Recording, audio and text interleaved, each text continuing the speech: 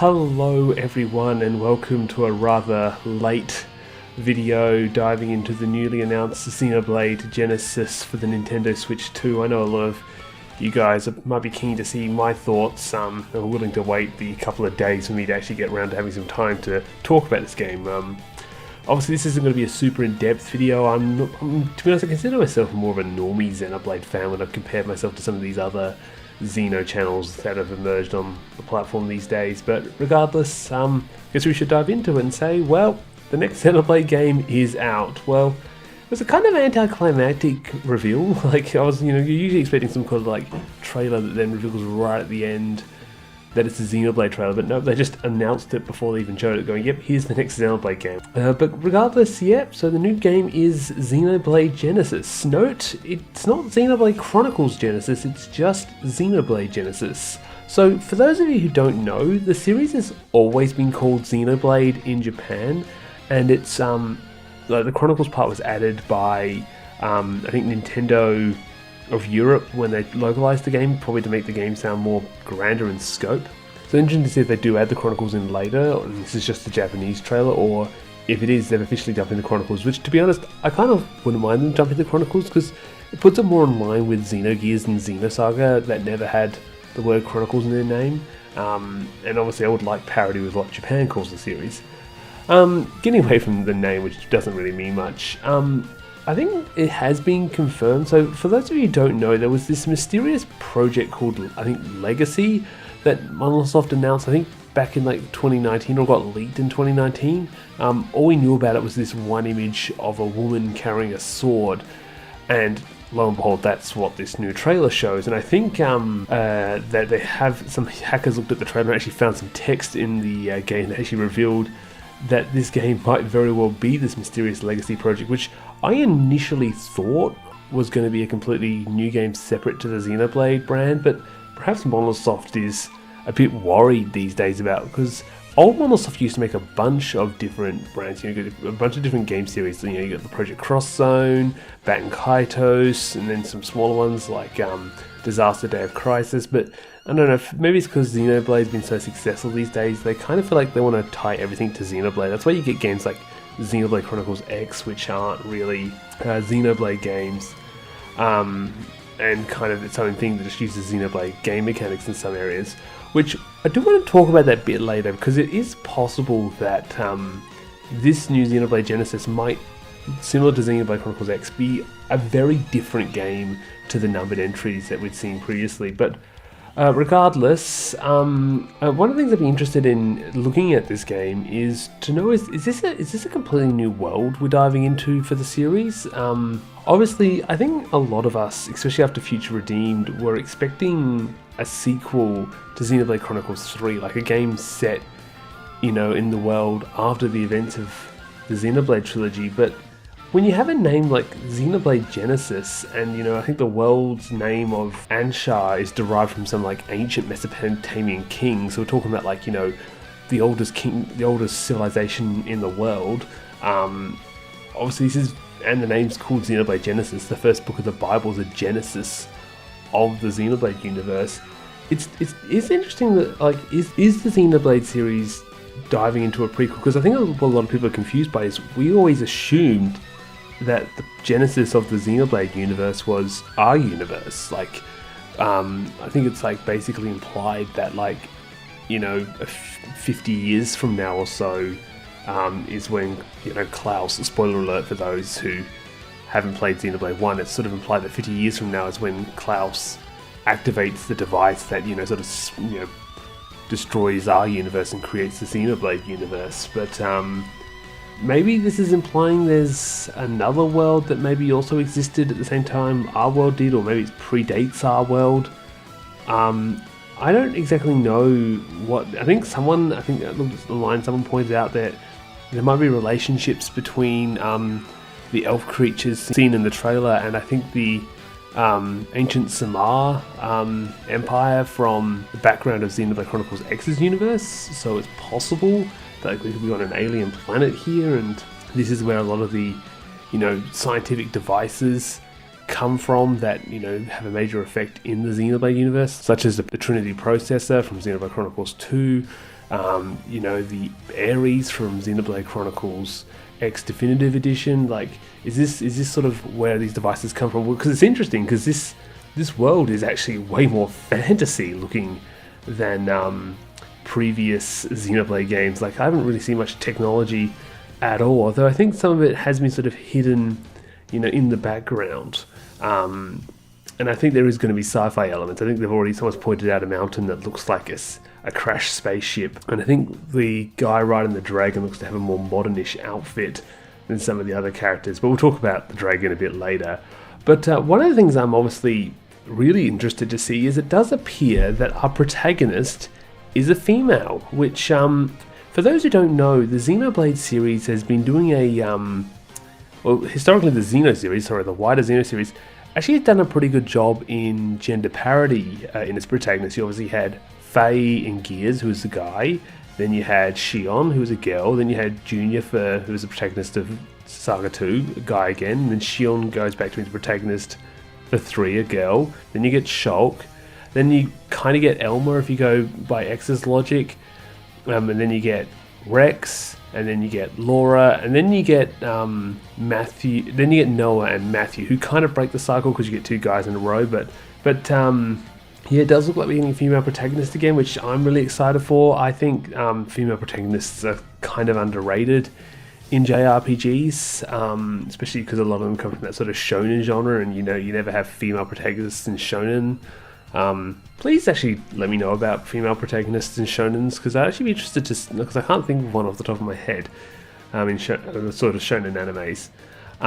But regardless, I guess we should look a little bit more into the trailer itself. One of the things I am interested to see is, like, I initially thought when I was watching the trailer that we are getting a new art style, which I was kind of hoping for, because the series used to have quite evolving art styles between Xenoblade 1, X, and 2, but then we kind of 2 and 3 looked very similar in my opinion, not helped by Masatsuki Saito doing the character designs in both games, but Saito is not doing the characters here, and I think that's partly why the game does look a little bit different. There's also this sort of watercolor effect, maybe it's just me, but it does look like the game's got a bit more of a hand-drawing feel to it, that is, especially with these new, like, this anima magic system that's sort of replacing Ether from the previous Xenoblade games, that sort of gives this sort of washed out effect that I think looks really cool. And like, I'm hoping this game really does, you know, bring a new level of graphical fidelity to take advantage of the Switch 2. Obviously this anima thing looks like to be the big focus of the game, in the same way sort of the blades or core crystals were a big focus of Xenoblade 2 and the flame clocks were a big focus of Xenoblade 3. So I think it's going to be one of those classic JRPG things where the magic system becomes the big focus. I think one of the games that immediately comes to mind, I think of magic system having a big focus in the world, is probably something like Tales of Vesperia. So if you've ever seen how in that game how the magic system is later turned out to be like, oh no, the magic system's like destroying the planet or something like that, we need to find a more healthier way to use magic. It'll be interesting to see if it's something like that, or like, you know, obviously the anima's probably got some mysterious origins or something, although again this game's called Xenoblade Chronicles sorry, I almost said it myself. This game's going to be called Xenoblade Genesis, so you kind of like, when they start like, isn't this game the background story? But regardless, obviously we've seen a few of the game's protagonists from some of the gameplay footage. I think we've seen like at least 3 characters in the game, those being obviously Eleanor, our female protagonist. I think this like sword guy we see in a fight earlier, and I think this looks like an archer girl, which actually, to my knowledge, have we actually ever had an archer character in the game? I guess you had Juniper in Xenoblade Chronicles 3, but outside of that, yeah, I don't think we've really seen, you know, a main archer character since like Momo and Xenosaga, which yeah, that's definitely interesting. But outside of those, I'm not entirely sure about some of these other characters that we see. Like, I know there's this silver-haired character who looks a bit like a rival character, unknown if she joins the party or if she's just going to be a antagonist throughout the game. It definitely looks like you're going to fight her at several points in the game. But I guess I should also mention, now we're talking about the sort of some of the settings, that this whole game looks like it's set in a school, which, as I was mentioning earlier about this game, sort of reminded me a lot about Xenoblade Chronicles X in terms of being very different from the numbered entries.